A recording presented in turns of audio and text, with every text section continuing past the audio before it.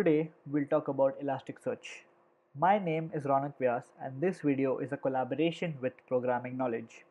To watch more videos on Elasticsearch and programming, do subscribe to the channel.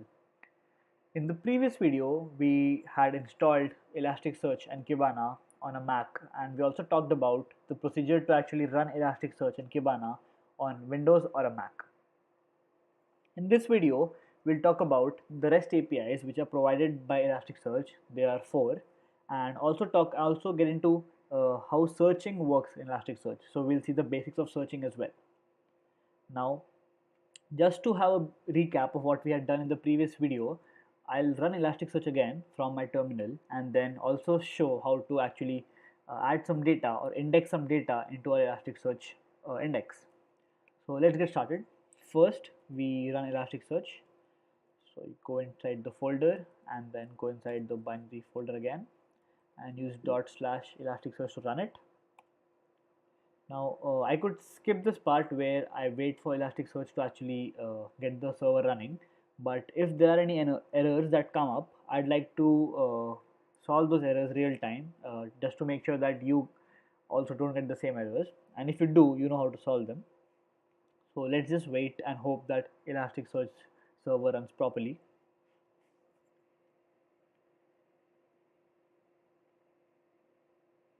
I think it looks good. The health status has changed from red to yellow, so that's good. Let's wait, and yeah, let's test it. So localhost port 9200 is where your Elasticsearch server is going to be there. So let's refresh this, and yes, as you can see, Elasticsearch is up and running. Now we need to run Kibana. So we had talked about Kibana in the previous video. Kibana is a data visualization tool for Elasticsearch. So the data which you index on Elasticsearch can be visualized, and it can do a lot of other features as well on Kibana. And to run Kibana, we have a similar procedure. So get inside the folder, go inside bin, and then run Kibana.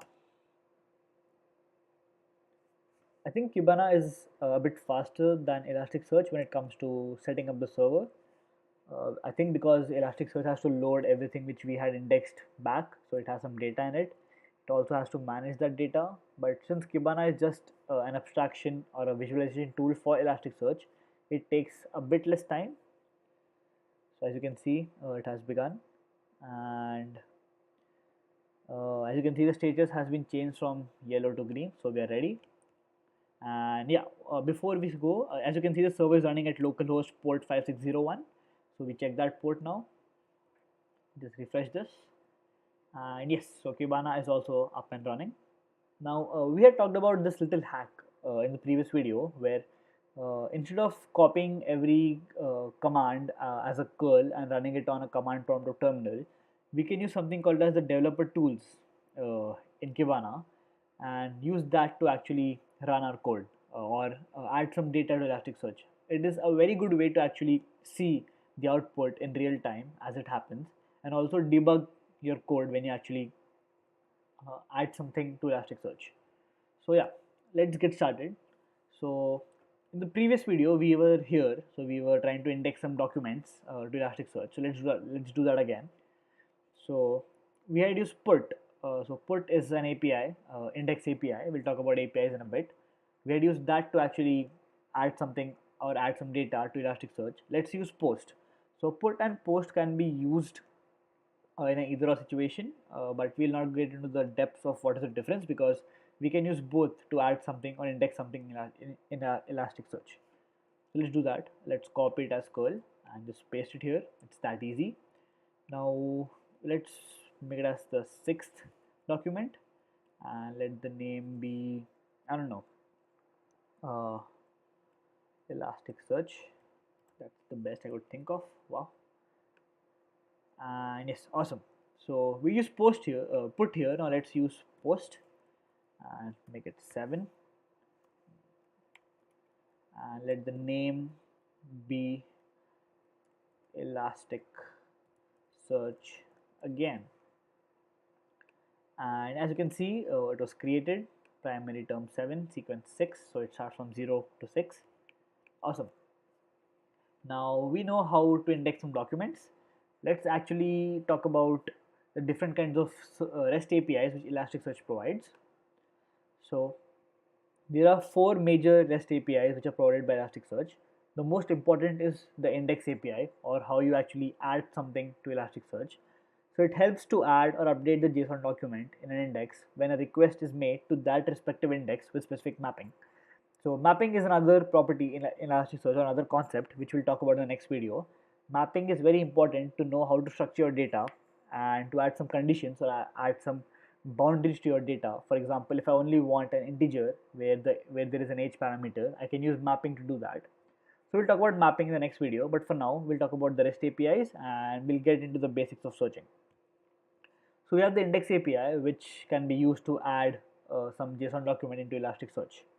Next is the get API. So once we have some data in Elasticsearch, we have to get that back, right? We have to see what we have inside our index. So for that, we use the get API. So this API helps to extract type JSON object by performing a get request for a particular document. So as you can see, the Elasticsearch provides you very simple REST APIs which you can run in your browser to get some data back or to put some data into it. You can also use a software like Postman, where you can simulate the APIs, get and post APIs, or you can use the dev tools by Kibana to do the same thing again. All of them do the same thing, but I think the console, or the dev tools console by Kibana, is the best way to do it, because it helps you see the output right in front of you, and there's nothing else other than your query and the output. When you use Postman, there's a lot of other things which intimidate you or confuse you, as because it did to me. And if you use your browser, it is really not the best interface for that. So use the Kibana dev tools when you want to write a query and see the result instantly. Okay, next is the delete API. So if you want to delete a particular index or delete some mapping, delete a document, you can do that by sending the delete request to Elasticsearch.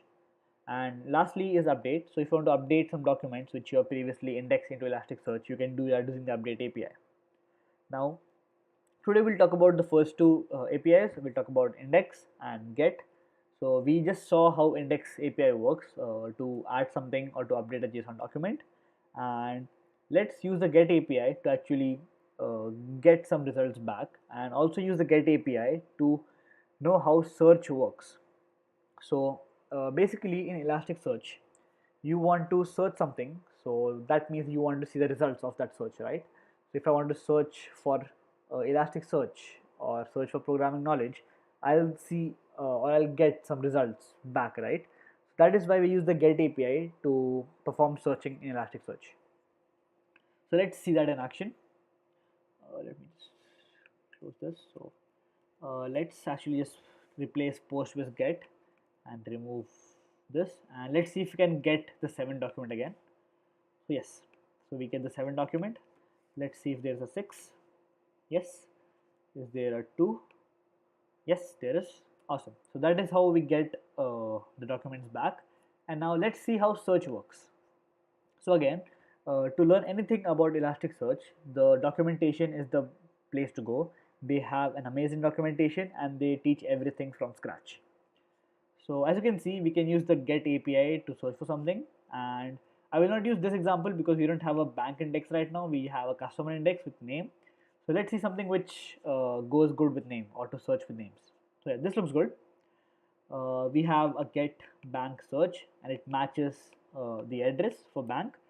So similarly, let's search for something which matches a name. So let's copy this as curl, go back here, remove this and put this on. So let me just tell you what is happening here. So we use the get API again, and inside the get API we have the underscore search API. So the search API is used by the get REST API, and instead of bank we have customer because we are using the customer index here. And this is the syntax of how you write a query. So you have two curly parentheses here and you have query inside it. So everything works as a JSON document, so a key value pair. So it's very easy to read and very intuitive to understand what's happening here. So you can just read this in simple English. So I have a query and I want to match something, and that is the address to this particular name. So if this was a bank, this query would match everything which had mill lane in it, every address which had mill lane in it. But since we have customer here and here we have name, let's actually see if we can find something. So let's find Elasticsearch and see if that exists in our database. Okay, so it did not time out, so timeout is false. That means we found something. Successful is 1. Awesome. Hits, so hits is the number of elements which you find which have the name as Elasticsearch. So we have 2. We have the index 6, which is Elasticsearch, and 7 as Elasticsearch again. So it also searched for the substring Elasticsearch in this entire string. So that is how good the query is and the search API is. So yeah, this is how you can actually search in Elasticsearch. A very simple introduction. We'll get into the details in the next video because I'd like to keep these videos short. But yeah, this is how you do it, and I'll see you guys in the next video. Thank you.